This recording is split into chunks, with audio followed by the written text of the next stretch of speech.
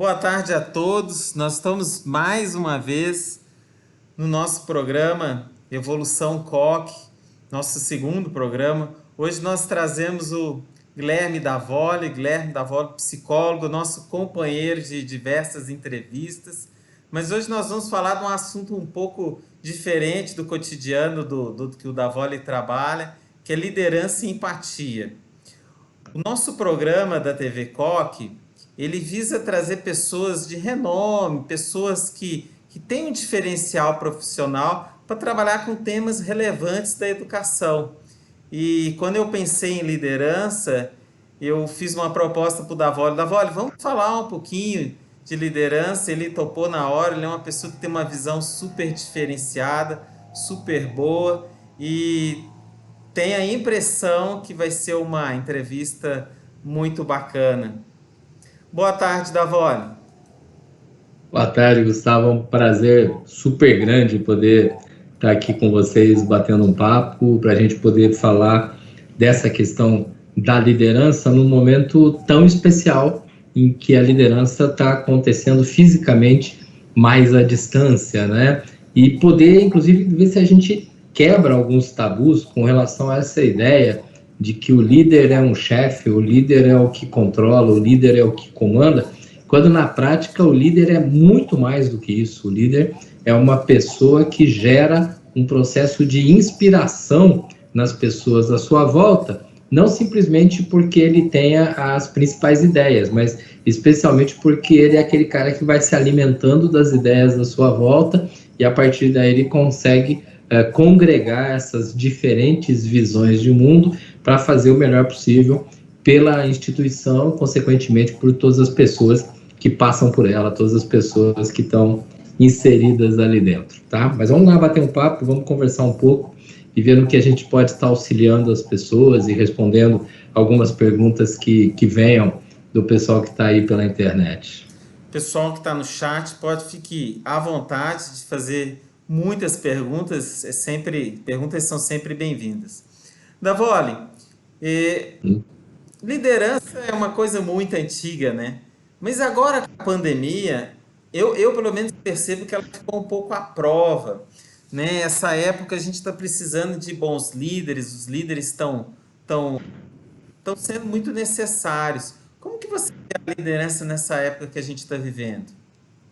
Tá, Gustavo, eu gostaria de a gente pegar um pouquinho antes da pandemia, né? Porque eu acho que a pandemia ela está trazendo para a gente um mundo que a gente chama de inusitado, inesperado, fora de controle, mas é sempre interessante observar que os últimos meses, para não falar os últimos anos, antes de chegarmos a esse ponto, já vinha acontecendo um conjunto de mutações nas relações interpessoais, nas instituições, nas perspectivas que faziam com que a liderança já viesse passando por testes novos, por cobranças novas, né? O que vinha acontecendo recentemente? E eu gostaria que as pessoas me acompanhassem. A gente vem já de 2 a 3 décadas com uma cultura alimentada pelas famílias, de maneira geral, de individualismo, uma cultura que atinge todas as classes sociais, em que cada um precisa pensar em si próprio, cada um tem que se preservar, o mundo é perigoso, cuidado com o que você fala, cuidado com aquilo que os outros vão pensar, tá? Então a gente vem num processo, meio inclusive que na contramão das próprias sociedade humana, que é uma sociedade que coopera, porque um protege o outro, e passou a ser cada um que se proteja, cada um que vá para o seu canto. A partir desse discurso, que é um discurso de insegurança, de medo, e que, consequentemente, passou a gerar mais preconceitos, né? A opinião do outro sempre é algo que eu olho um pouco de lado, eu não quero levar tão a sério. Começou-se a se construir uma dificuldade extremamente grande de encontrar pessoas dispostas a ouvir, e especialmente a ouvir a ideia diferente, a ouvir o inesperado, a ter uma experiência diferente com relação ao tema A, B, C. Cada um se fechando no seu gueto, cada um se fechando no seu canto ali. Esse processo que eu falei de 20 a 30 anos, ele chega nos últimos 10 anos, quando essas pessoas se tornam adultas, e aí a gente começa a ver uma série de outras dificuldades acontecendo. Então, a sociedade começa, nesse individualismo, a criar um processo muito na contramão do seu próprio discurso. Enquanto que no discurso a gente fala que as pessoas precisam colaborar, que as pessoas precisam se ajudar, que os gestores precisam chamar os colaboradores para parcerias e tudo mais, na prática, muitas vezes o colaborador, ele não quer exatamente colaborar, ele tem medo de dar opinião e ser julgado, ele tem medo de dar opinião e ser, entre aspas, roubada a sua opinião, né? Então, as pessoas vão para os seus cantos e elas vinham se isolando. Quando você faz uma referência ao momento em que nós estamos aí com a história da Covid-19, as pessoas se tornaram isoladas, as pessoas foram para o home office, mas é interessante observar que por mais que se reclame, porque a maioria não estava preparada para esse tipo de trabalho, já havia um isolamento que eu vou chamar aqui de psicossocial, né? Quer dizer, eu vou na reunião, mas eu vou dar opinião até a vírgula, não vou falar tudo, eu não vou me impor demais. Enquanto outros falavam, não, tem que ser do meu jeito e pronto. Então, nós vínhamos num processo em que as pessoas estavam isoladas e muitas vezes nessa hora o líder, o gestor, a pessoa que teria que estar tomando determinadas decisões se via sozinho, porque ele não conseguia ter uma visão clara da equipe como um todo, do grupo como um todo, ele não conseguia ter todas as sugestões para poder, a partir dali, tirar conclusões mais novas. Ele acabava ficando refém da própria opinião dele ou de meia dúzia de gatos pingados ali que acabavam tentando interferir. E a hora que a decisão era tomada, muitas vezes ela não era bem aceita pela comunidade daquela determinada instituição, porque as pessoas ficam assim, né? Não, eu não quero dar opinião. E a hora que sai algo que não era o que ela queria, falar, então eu sou contra, né? E começa a ficar um jogo difícil. Quando a gente chega na pandemia, que as pessoas se isolam mesmo, aí nós passamos a ter um problema a mais. Nenhum de nós, gestores, colaboradores, já que estamos falando de escola, pais, alunos especialmente, os mais velhos, nenhum estava preparado para essa situação, especialmente porque já estávamos perdendo a capacidade de troca de ideias, de comunicação, de aprender com o outro. Então, eu acho que o que pesa hoje, nesses meses que nós estamos tendo de isolamento, é que ficou extremamente aguçada uma solidão que já fazia parte, nos últimos tempos, das instituições, no nosso caso, das escolas, e essa solidão, que deixava de ser cooperativa, por mais que a gente use muito essa palavra, ela sendo aguçada, ela começa a rachar opiniões e gerar uma dificuldade muito maior para que o gestor tenha condições de tomar decisões com o maior número de dados possível, né? Vamos sempre lembrar que quantos mais dados eu utilizo, quanto mais dados eu tenho na mão para tomar uma decisão, menor a margem de erro, muito maior a possibilidade de encontrar caminhos novos que possam solucionar problemas novos, né? Eu me lembro há uns anos atrás, mais ou menos 10 anos atrás, né, que as pessoas vinham muito perguntar, estudantes, qual é a profissão do futuro? E a resposta mágica sempre era: a profissão do futuro é a que vai resolver os problemas do futuro, né? O futuro daquele tempo, de 10 anos atrás, já está aqui, já chegou, e chegou inclusive antes que a Covid-19. Qual é o líder desse momento, né, do antigo futuro? Qual é o líder? É o que vai encontrar soluções para os problemas de hoje. Qual é a postura da equipe? É a equipe que, conversando, vai buscar solucionar os problemas de hoje. E, às vezes, a gente fica engessado numa série de hábitos, de trabalhos anteriores que vinha realizando, porque não tem sido ouvido claramente por aqueles que deveriam ser os colaboradores, deveriam estar trocando de ideias. Eu acho que nesse início desse nosso bate-papo, algo que deve ficar muito claro: o gestor de hoje, ele precisa, dentro de uma visão empática, e já já eu falo melhor de empatia, ele precisa entender o que está por trás do discurso das pessoas que fazem parte da tua equipe. Ele precisa ter uma compreensão um pouco mais clara de quais são os medos, as ansiedades e os conhecimentos que estão embutidos nessas pessoas, porque a partir daí ele consegue ter a possibilidade desse gerenciamento mais humanizado, mais equilibrado, e que nesse mundo que todo mundo vinha se isolando, passa a ser um maravilhoso antídoto para que a gente possa imaginar a empresa e as pessoas que vivem nela mais satisfeitas, resultados melhores e o próprio retorno das aulas que a gente espera que aconteça em breve numa condição mais clara, mais serena, também para os pais, também para os alunos. Olha, eu recebi uma mensagem agora da Marina Matiello. Marina é uma referência em educação no Rio Grande do Sul. E ela fala que está gostando bastante aí da live.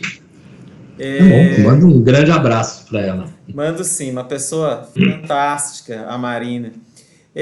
Davoli, existe uma pressão muito grande sobre o líder hoje.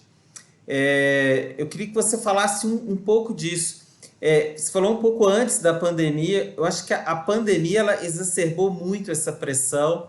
Hoje, o líder do colégio, por exemplo, na educação, ele tem uma pressão da comunidade, uma pressão dos pais, né? Uma pressão dos professores, uma pressão financeira, uma pressão patrimonial. Tem pressão de tudo quanto é lado.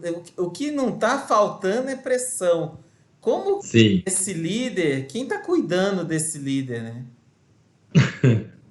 Esse é um fato essencial, né? Vamos pegar uma outra profissão nesse momento que é muito importante lembrar.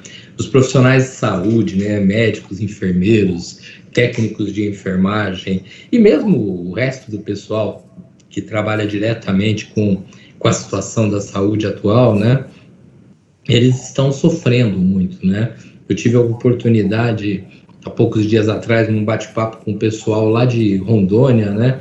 De ouvir sobre duas mães médicas que tiveram que se isolar dos seus filhos. Então, uma delas nem volta para casa, vai direto para o hotel e não vai para casa para não ter perigo de contaminar os filhos, e a outra, ela foi para uma espécie de edícula, né, no fundo da casa. Ela passa pelo corredor e ela está isolada do marido, dos filhos. Então, está sofrendo muito, né? E essas pessoas falando sobre a sensação de impotência, porque eles estão trabalhando com a área técnica da medicina, mas com o emocional extremamente corrompido pela situação como um todo. E nessa hora vem a expressão: a gente precisa cuidar do cuidador, né? Trazendo para o mundo da escola, vamos pegar vários aspectos. O professor tem que estar se sentindo bem cuidado para ele cuidar do aluno, tanto no online quanto no presencial. O coordenador, ele precisa estar cuidando muito bem dele para ele poder trabalhar o gerenciamento dessa equipe de professores e mais o pessoal aí de secretaria e outras funções da escola. O gestor precisa estar se cuidando, e numa hora dessa, que você colocou muito bem, tem pressão de família, tem pressão financeira, tem pressão de riscos altos, gente querendo abandonar a escola, alguns até também por dificuldade financeira, outros simplesmente para querer esquecer 2020, o que é um erro fundamental. Pressão dos professores, pressão até da política, dependendo da cidade, do estado, as coisas estão caminhando de um jeito completamente diferente, né? E nessa hora, o líder, ele precisa parar um pouquinho e falar: pera um pouco, né? Eu não sou o super-herói. Eu não estou aqui para ser aquela pessoa que tem uma espécie de varinha de condão e vai solucionar todos os problemas. Eu sou aquele que vai agregar todas as informações e, dentre elas, vai agregar, inclusive, esse grande conjunto de pressão para, dentro desse processo, né, poder mexer alguma coisa em prol de todos, né? O líder, ele não é aquele cara que está fazendo por ele, o líder é aquele que está fazendo pelos outros. Eu acho sensacional a definição de líder como sendo o grande garçom, né? A gente acha que o líder chega e fala: faça isso, né? Não, o líder é aquele que, vendo as necessidades todas, ele se oferece na solução. E, logicamente, que você que é um líder, você que almeja esse tipo de postura, tem que, em primeiríssimo lugar, se perdoar, se dar uma margem de erro, de falha, E às vezes a gente fica tão tenso que a gente simplesmente fala, pô, eu não posso errar, todo mundo está contando comigo, eu tenho que ter a resposta para isso e para aquilo. E aí, meus queridos, eu não durmo direito, eu não me alimento direito, eu não cuido da minha família de forma adequada. Quer dizer, eu acabo não administrando o meu mundo pessoal, porque eu acredito tanto que a minha função de gerenciar aquele mundo está marcante, que esquecendo do mundo pessoal, eu estou esquecendo de mim. E se eu não existo, como é que eu cuido do resto? Né? Vamos pensar num bombeiro, e acho que isso é muito simples. O bombeiro não pode entrar num prédio pegando fogo enquanto ele não colocar aquela roupa que o protege do fogo. E enquanto ele colocar a roupa que o protege do fogo, pode ser que alguém morra. Mas se ele não colocar a roupa, ele entra no prédio e ele morre junto com todos os outros que estão lá dentro. Então é fundamental que numa hora dessa, em que a gente sabe que a pressão está muito alta, pressão por insegurança de professores em funcionários, por insegurança e às vezes até medo e agressividade e oportunismo de alguns pais. Eu não estou criticando os pais, não. É que eu estou falando isso porque eu tenho visto situações muito críticas em algumas escolas, em que alguns pais vão naturalmente pedir desconto de mensalidade, pedir para pular 1, 2 meses para o pagamento, uma série de pedidos, e justificando, né? Realmente eles estão lá com algumas dificuldades, e a escola tentando achar a melhor forma para cada caso. E por outro lado, eu estou vendo pessoas que não têm a menor necessidade disso, que simplesmente vão para a escola, mas todo mundo tem, eu também quero ter, todo mundo vai, eu também quero ter. As aulas não têm a qualidade que tinham, e fica meio que querendo justificar para a escola que eles têm direito a ter lucro. Pô, isso vai matando quem está na liderança, porque você sabe que você está trabalhando, aliás, todo mundo aí está cansado de saber que nesse período de isolamento nós estamos trabalhando o triplo do que a gente trabalhava antes, né? Eu estou há mais de 100 dias dentro da minha casa e eu moro num lugar grande, tem um espaço legal, às vezes eu não consigo passar da porta da cozinha, de tanta coisa que eu tenho que fazer aqui dentro o tempo todo. Então, a gente está trabalhando muito e parece que as pessoas não querem ver isso. Então, é muito importante que o líder sempre pare para pensar na margem de erro que eu já comentei, desculpa, na questão do ouvir o outro, que é fundamental, mas muito especialmente de eu me perdoar. Eu vou me perdoar, eu vou fazer o melhor possível. Eu vou fazer o melhor possível contando com o melhor daquilo que a minha equipe pode me passar. Eu vou fazer o melhor possível me alimentando do máximo de informação. Mas no mundo onde a informação às vezes está distorcida, isso acaba sendo um processo difícil, né? Agora, outra coisa fundamental, não fique sozinho. Líderes precisam conversar, ouvir, falar, trocar experiência. Opa, com a minha equipe, com os meus professores, com os meus funcionários, sim, mas se possível também com outros líderes, sabe? Poder ouvir outras pessoas que estão passando por situação parecida, não exatamente para aprender, mas principalmente para sentir como é esse processo em outros lugares, em outras situações. Eu acho que isso é fundamental. O Gustavo, você inclusive tem um curso que você dá aí para o pessoal de liderança da Pearson, que me parece que tem essa proposta, de botar as pessoas juntas para dialogar, para trocar ideias, para se ajudarem, né? E nesse processo de troca de experiência e ajuda, aí a gente consegue se sentir mais fortalecido.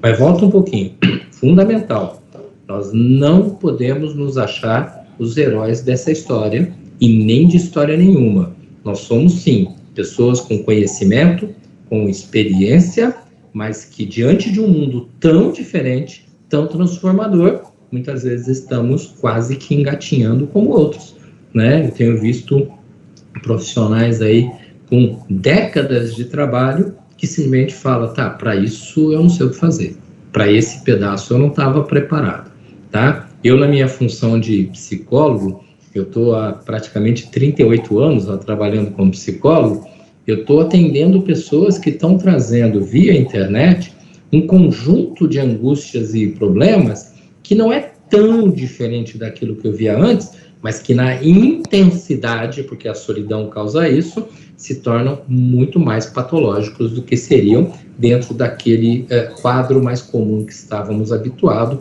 com convivência, com trocas de abraço, de saída, de conversa, de experiências no dia a dia.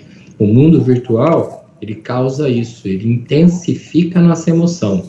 E se eu não cuidar da minha pessoa, eu não sou capaz de cuidar do meu profissional. Preciso desse detalhe.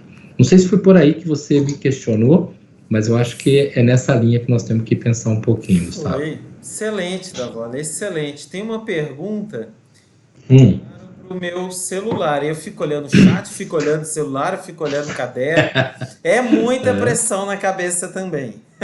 Sim, sim, com certeza. Davola, Oi. pergunta de Curitiba.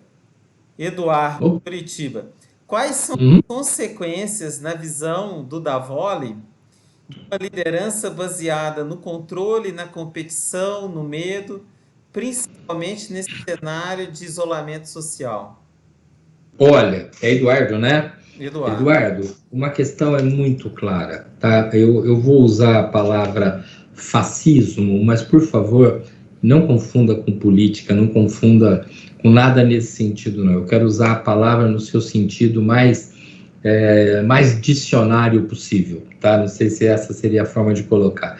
O que é um fascista? Um fascista é essencialmente aquele que não admite a diferença do outro, né? A partir daí eu sou correto e tudo que vier diferente eu não admito. Se isso mistura política, raça, sexo, não me interessa. Mas se o outro pensa diferente, eu não admito. Fascista tem que ser do meu jeito. É impressionante o quanto que a cultura, e não é crítica, hein, do filho único, a cultura do ter 2, 3 filhos, mas com diferenças de 4, 5, 6 anos entre um e outro, o que acaba gerando para muitas famílias 2 filhos únicos, 3 filhos únicos, né? Porque eles não aprendem a dividir, eles não aprendem a colaborar, eles não aprendem as suas trocas, tá? Essa cultura que já vem vindo há bastante tempo, ela força a uma condição fascista, aliás, muito alimentada pelo medo, né? Cuidado com quem você anda, não vai ouvir o que todo mundo fala, não. Cuidado para não ser influenciado, tem bandido naquele lugar, ladrão, não sei aonde, se tiver uma pessoa assim, assim, assado, você sai de perto.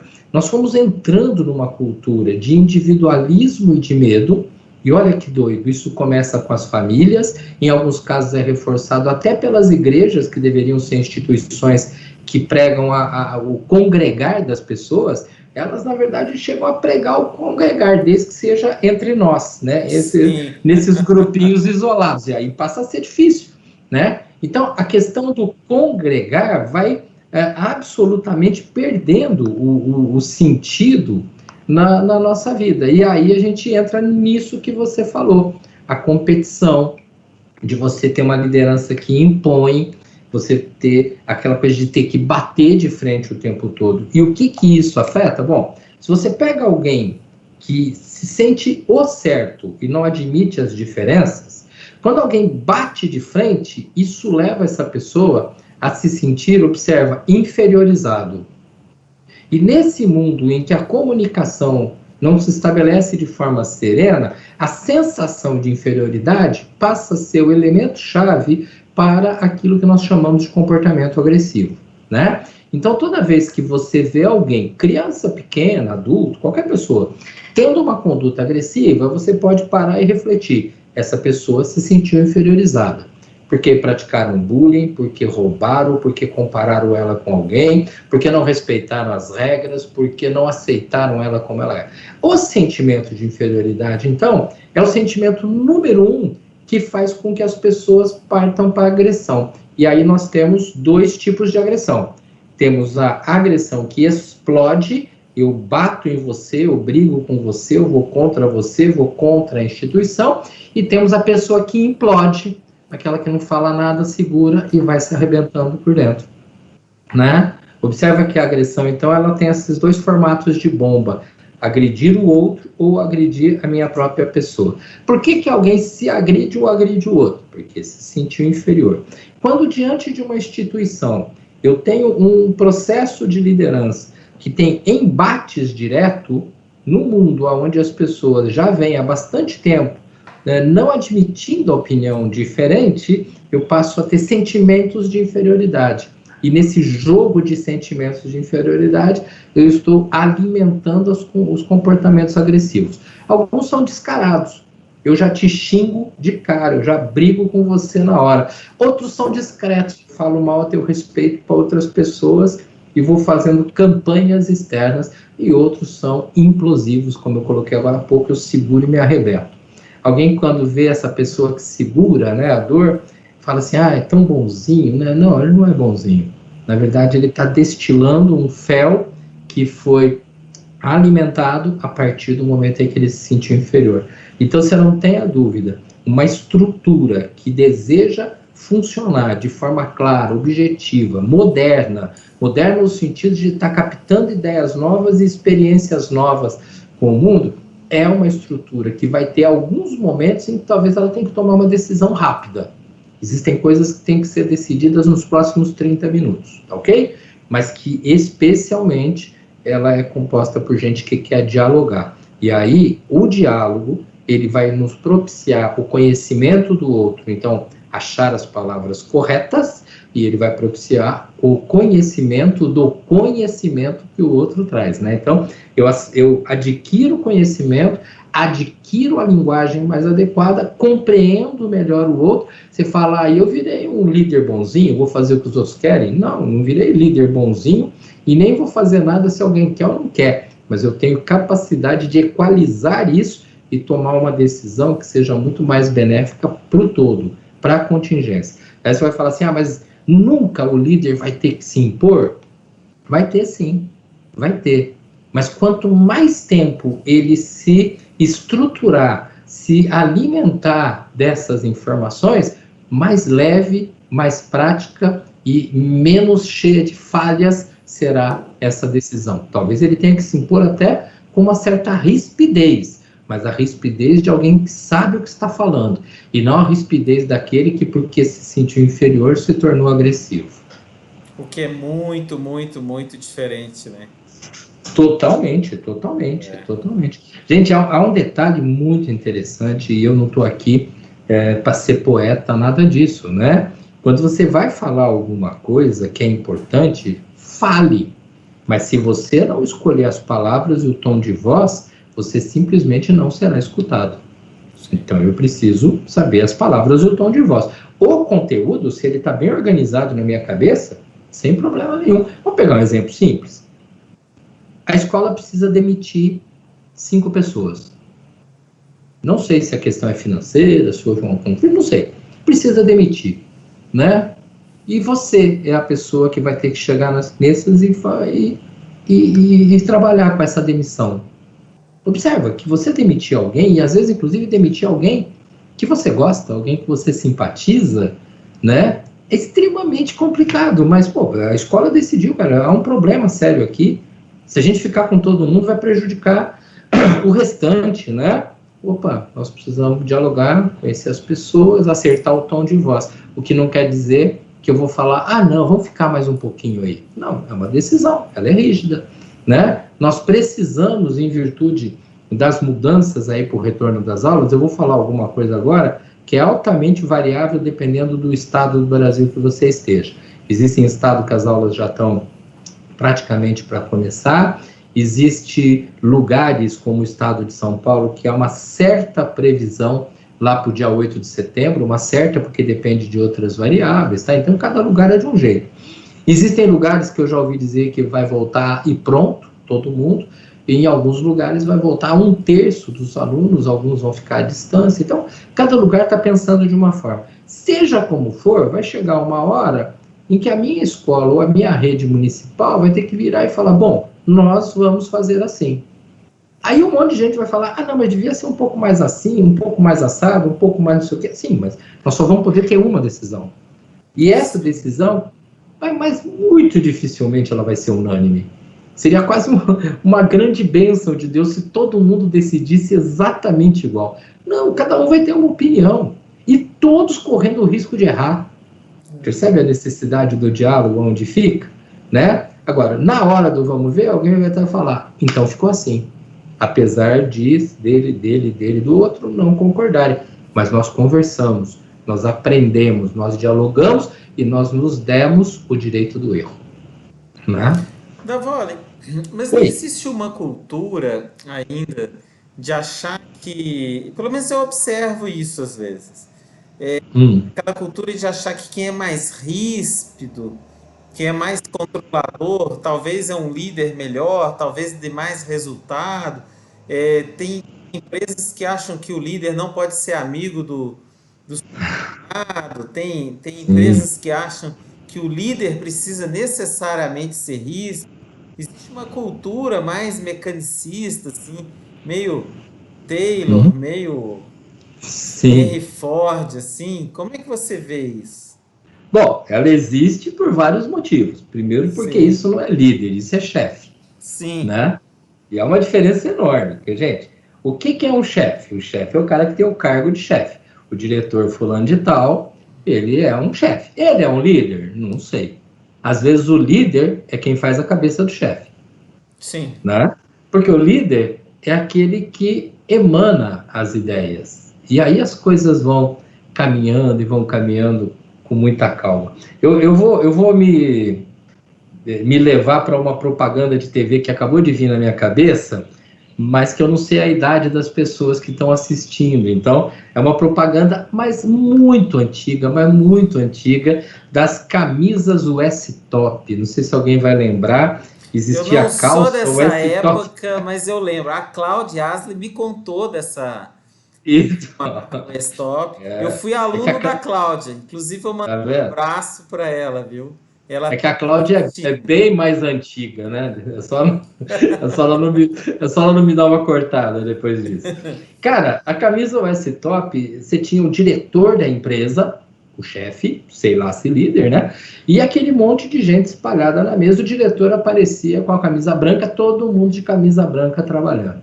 O diretor aparecia com uma camisa verde, por exemplo, todo mundo de camisa verde. E aí tinha um cara que aparecia diferente, que era o Fernandinho. Esse Fernandinho tinha lá uma camisa listada, ele tinha um... E daqui a pouco você vê uma mesa grande, vamos imaginar 10 pessoas de cada lado, o diretor na cabeceira, e o Fernandinho começa na empresa lá longe do diretor, né? E depois ele vai chegando mais perto, o diretor vai trazendo ele para perto, ele traz alguma coisa diferente, né? E aí o diretor tem a expressão que ficou famosa na época, bela camisa, Fernandinho, porque aí o diretor começa a usar as camisas iguais às camisas do Fernandinho. O diretor é o chefe. Quem é que estava jogando as ideias no ar? O Fernandinho, né? Então quando você fala, tá, quando a gente vai lá, pensa no trabalho de Taylor, de Freud, sim, cara, de Freud, ó, me desculpa, eu falo de Taylor e de Ford, né? Quando você faz algumas referências nesse sentido, aquilo não era errado para aquele mundo, porque era um mundo em que a visão behaviorista, em que a gente tem que atingir meta e resolver problemas, essa visão ela era mundial, não era uma questão do Brasil, da economia brasileira, da política brasileira, não, era uma visão mundial, aquilo era moderno, você ter a hierarquia muito bem definida, você saber quem manda em quem, se você quer falar alguma coisa para a diretoria, você não vai no diretor, você tem que falar com esse aqui, que vai dizer para aquele, dependendo se ele achar que vale a pena ou não, então isso ia sendo filtrado. Dentro daquele mundo, e aí eu estou falando de década de 70, 80, eu acho que 90 a coisa já começa a mudar, quando surge algumas expressões novas como reengenharia, né? Que é uma expressão que já desapareceu também do mercado, né? Sim. Ele vai mudando. Agora, qual é o mundo, especialmente das duas últimas décadas? Um mundo extremamente ágil, graças inclusive à internet, o mundo onde nós somos, e essa expressão eu achava que era uma bobagem, mas ela é séria, nós somos cidadãos dele, nós somos cidadãos do mundo.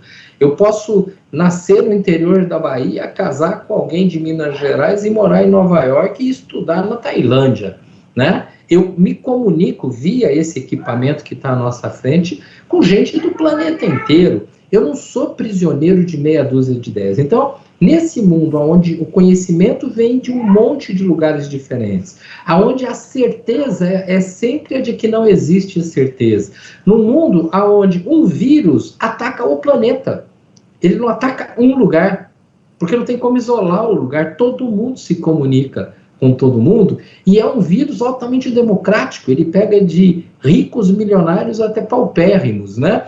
A hora que eu vejo que tudo isso é transmitido, opa, esse mundo, o diálogo, ele tem que estar extremamente aberto, porque quem não estiver aberto para ouvir, vai estar perdendo a compreensão do próprio mundo, vai estar perdendo o espaço desse mundo. Eu vou dar um exemplo que está rodando aí na TV e nas redes sociais, dessa semana passada, se não me engano, que é muito interessante, que é um senhor em São Paulo, né, que tem lá o armazenzinho dele, o armazém estava indo de mal a pior, ele não estava conseguindo pagar as contas dele, e olha, armazém, alimentação, tá, então coisas que podiam ficar abertas, e ele pôs uma plaquinha de papelão escrita, né, pedindo ajuda, porque ele vai falir. Um senhor de 80 e poucos anos, se não me engano, 86, e o nome dele é Nelson, eu gravei porque é o nome do meu sogro.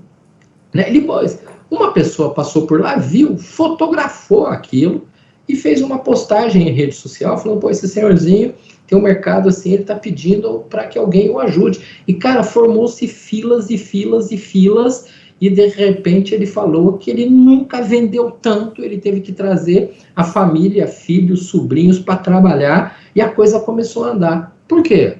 Porque no mundo dele era aquele olhar ali.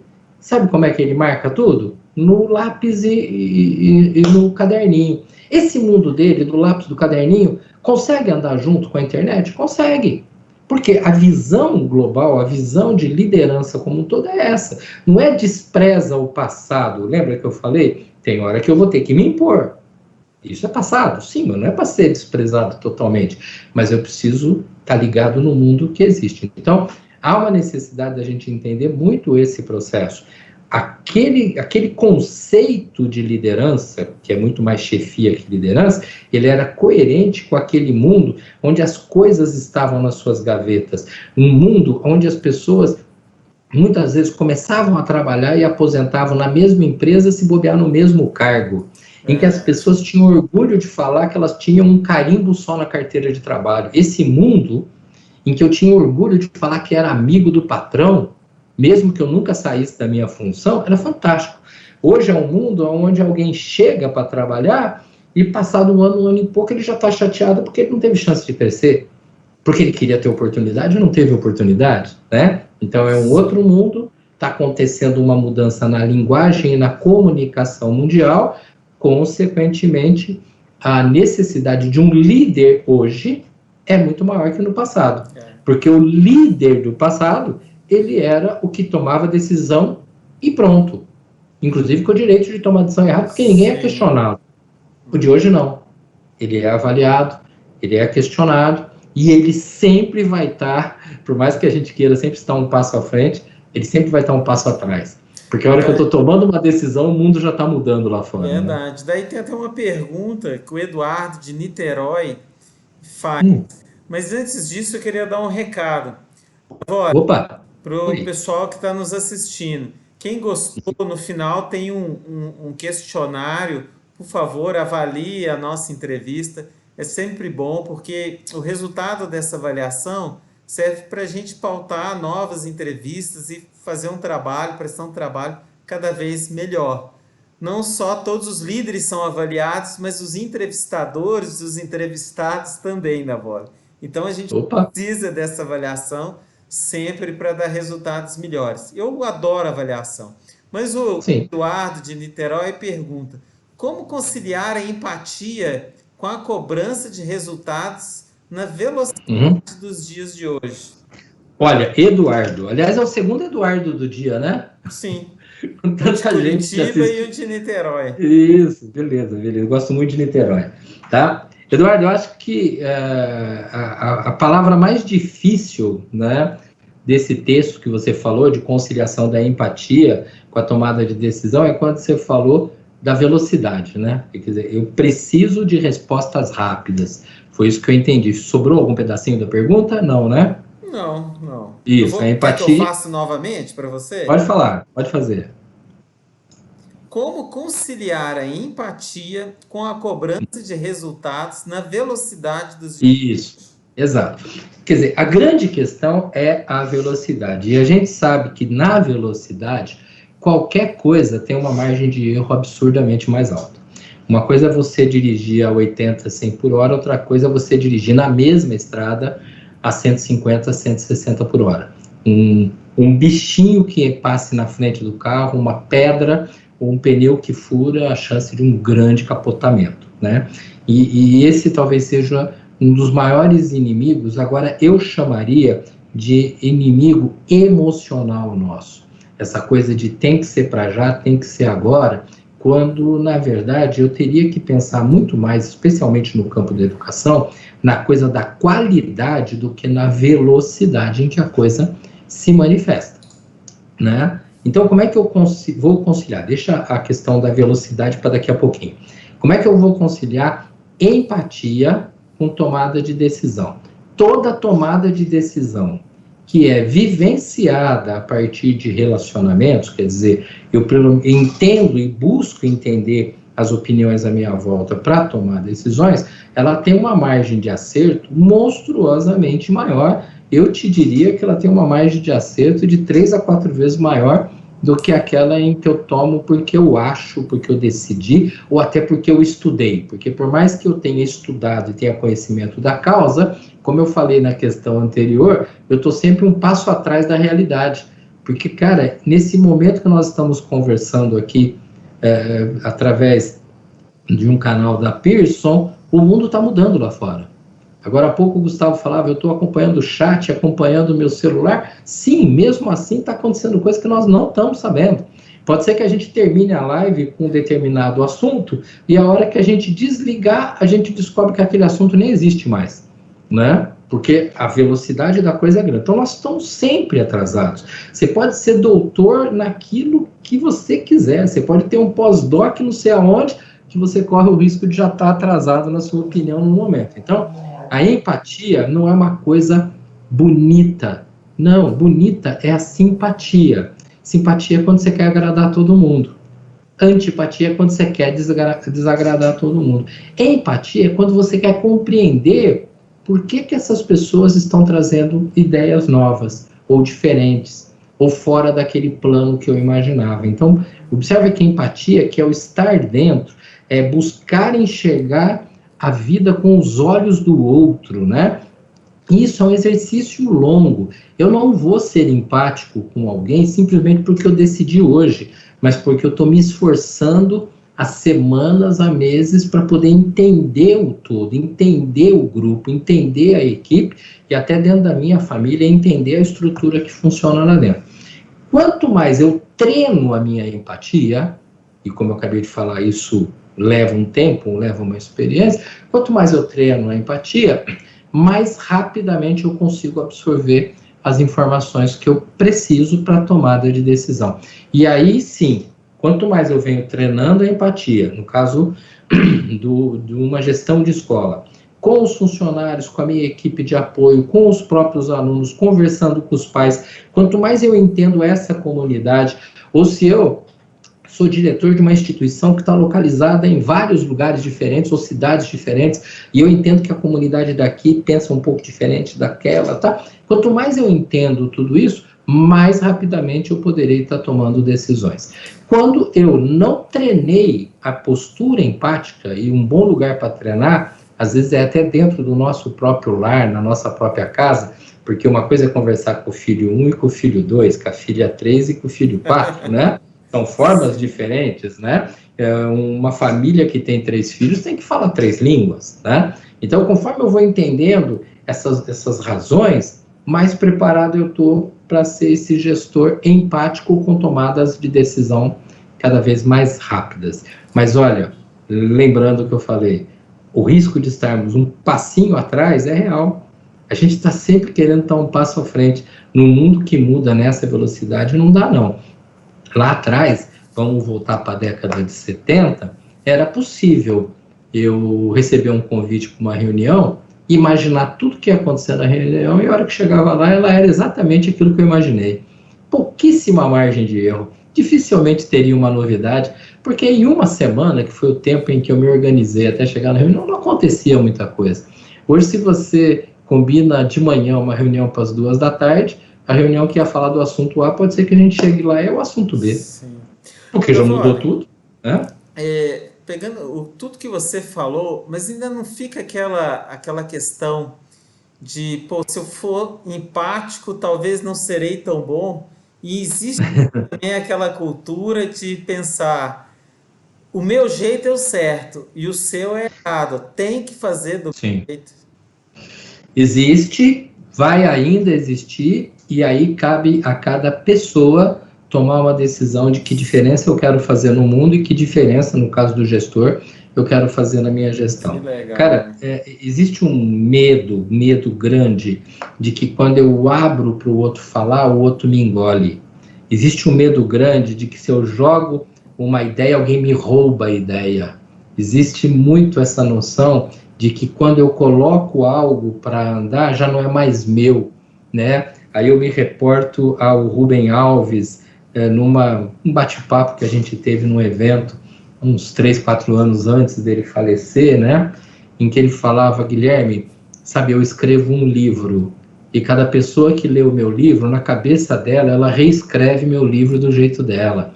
Eu já tive um livro que eu escrevi pensando em certas coisas, e alguém chegou e me deu os parabéns, falou, olha que legal aquilo que você escreveu, tratando daquele assunto assim, e ele ficava pensando, cara, eu nunca tratei desse assunto. A pessoa que interpretou do jeito dela. Sim. Tem um livro muito interessante chamado A Menina e o Pássaro Encantado, que conta a história de uma menina que aprisiona um passarinho. Cada vez que ele vinha com uma história, daí ele vai perdendo as histórias, vai perdendo a cor, né? E depois ela liberta e o passarinho nunca mais volta, e ela vive da imaginação das histórias. Ali já teve de tudo, ele falou, teve gente que falou o pássaro era Deus, ele vem e vai embora a hora que quer. Teve gente que falava, nossa, aquele livro sobre casamento, tem mulheres que querem aprisionar o marido, e o marido perde as histórias, ele tem que ter liberdade. Aí cada um interpretava de um jeito, e ele falou, cara, eu simplesmente fiz aquela história porque eu viajava muito e a minha filha pequena chorava quando eu ia embora. Então eu dizia para ela que eu era um passarinho que ia para outro lugar para ouvir uma história nova e trazer a história para ela. Ele fez uma história para a filha. Aliás, eu recomendo esse livro, A Menina e o Pássaro Encantado. Ele fez simplesmente uma historinha para a filha. E as pessoas começaram a inventar em cima daquilo. Então quando a gente fala assim, mas às vezes o líder tem medo de não se impor porque parece que ele é um líder fraco. É porque nós estamos trabalhando dentro de um conceito muito fora daquilo que é o mundo real hoje. Nós estamos trabalhando dentro de uma visão em que a imposição decide, quando na prática o produto que eu tenho, no caso da escola, a educação que eu proporciono, ela tem que ser voltada para a formação de um estudante que vai viver nesse mundo mutante, e não um estudante que vai viver naquele mundo que eu vivi quando eu tinha a idade dele, né? Então, eu tenho que estar olhando para as mudanças do mundo, e a minha escola tem que estar preparando esse alguém para as mudanças do mundo. É exatamente nessa linha que a gente começou esse ano de 2020, com as pessoas discutindo e tentando pôr em prática, porque não deu tempo, né? A BNCC, com os seus 5 pilares socioemocionais, a importância de que eles tenham um conhecimento de tecnologia, não para ficar mexendo no aparelho, mas para desenvolver programação. Para quê? Porque isso é fundamental. Por que a gente precisou tanto de pensar as metodologias ativas? Porque esse jovem de hoje, que tem uma cabeça poluída de tanta informação, não de informação ruim, mas de excesso de informação, ele precisa debater e discutir, senão ele não consegue prestar atenção. Eu conseguia, quando era criança, sentar, ficar olhando para o professor e recebendo a informação direta. O de hoje não consegue, porque ele tem um volume de informação muito maior. Traz isso para o mundo de adulto. Muita informação, muita distorção de informação, então precisamos de muito diálogo para afinar os discursos, para ajustar os discursos e pensando em música para harmonizar um processo. Numa harmonia sofisticada, a gente não toca acorde simples, Ré maior, Mi menor, Sol. Isso é uma harmonia muito simples. A gente usa acordes muito sofisticados, Sol com sétima maior, Si com nona, tá? Que são sons um pouco diferentes para quem não está acostumado, mas que a hora que você soma tudo, ele dá uma condição de qualidade extremamente superior, porque a gente somou a diversidade e aprendeu com a diversidade. Isso é para esse mundo de hoje. Quando eu falo mundo de hoje, gente, eu estou falando de 10 anos atrás, passa por nós e vai para frente. Que legal.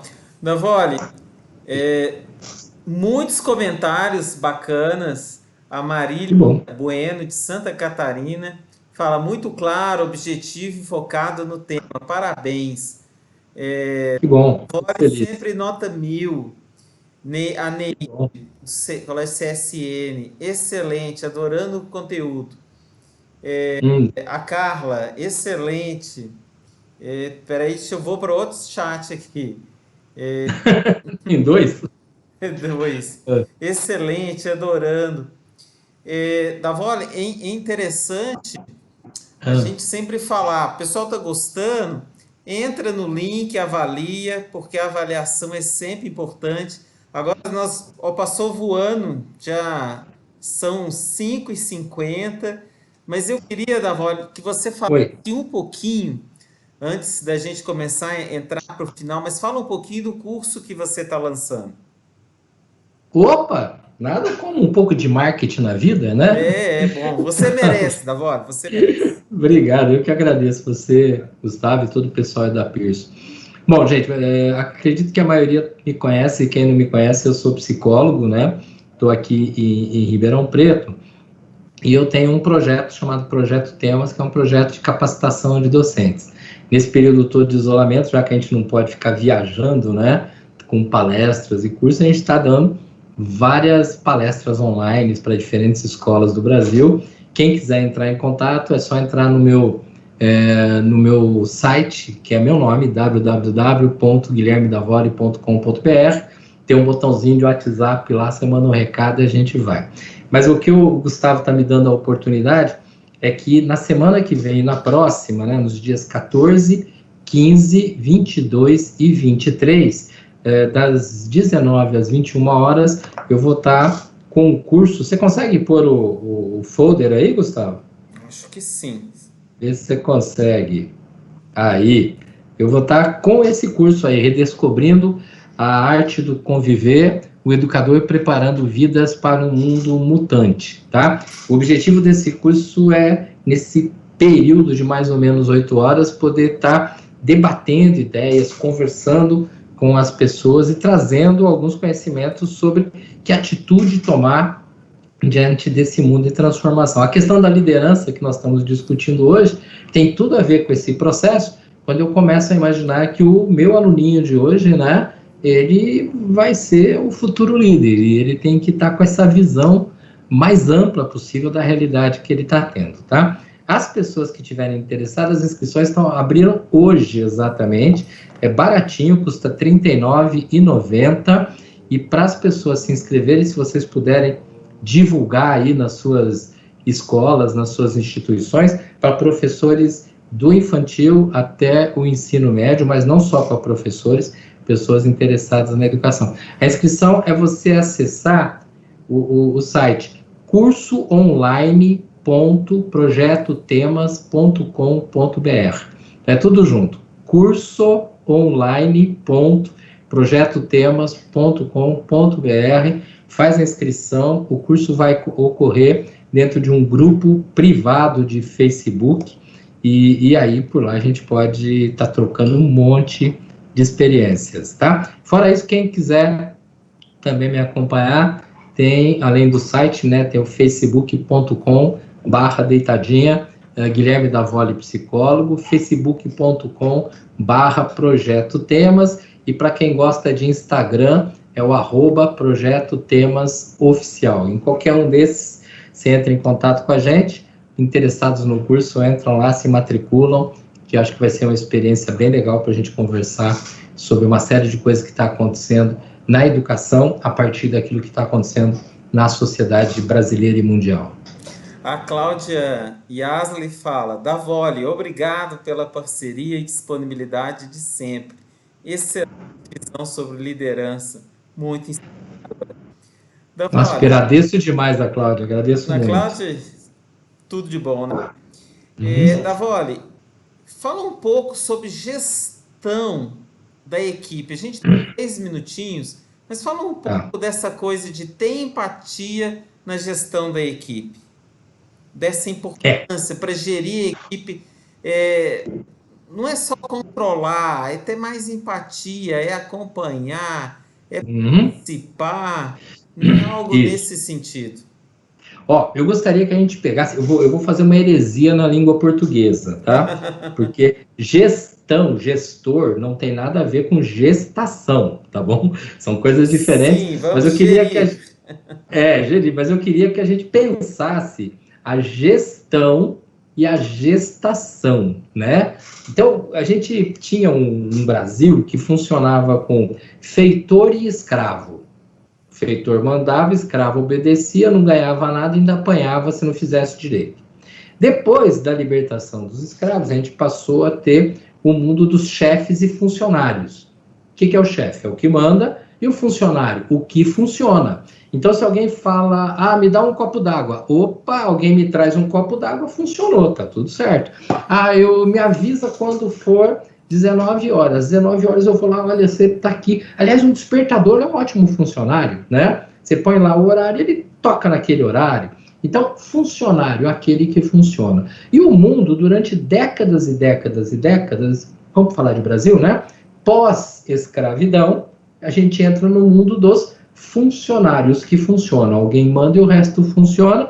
E isso ficou tão impregnado na vida da gente, na cultura da gente, que quando se começa a falar de gestores, de gestão e de colaboradores, o discurso fica muito bonito, mas na maioria das instituições, a prática continua a ser dos funcionários. Você tem que fazer o que a gente precisa, tem que fazer o que a gente mandou. Quando o colaborador é aquele cara que, além de funcionar, porque, logicamente, ele tem funções dentro da determinada instituição, ele colabora, ele se entrega, ele vive junto àquele processo, tá? Mas aí, por que isso é importante? Lembra da palavra gestação? Porque o gestor, nós estamos no mês de julho de 2020, ele não tem que trabalhar com julho de 2020. O gestor, ele está trabalhando com setembro, outubro e, se bobear, com 2021. O gestor, ele está na gestação. A mãe grávida, ela já está pensando na roupinha do filho. Aliás, tem umas que estão pensando até na faculdade que o filho vai fazer. Mas ela não está só cuidando do dia a dia, né?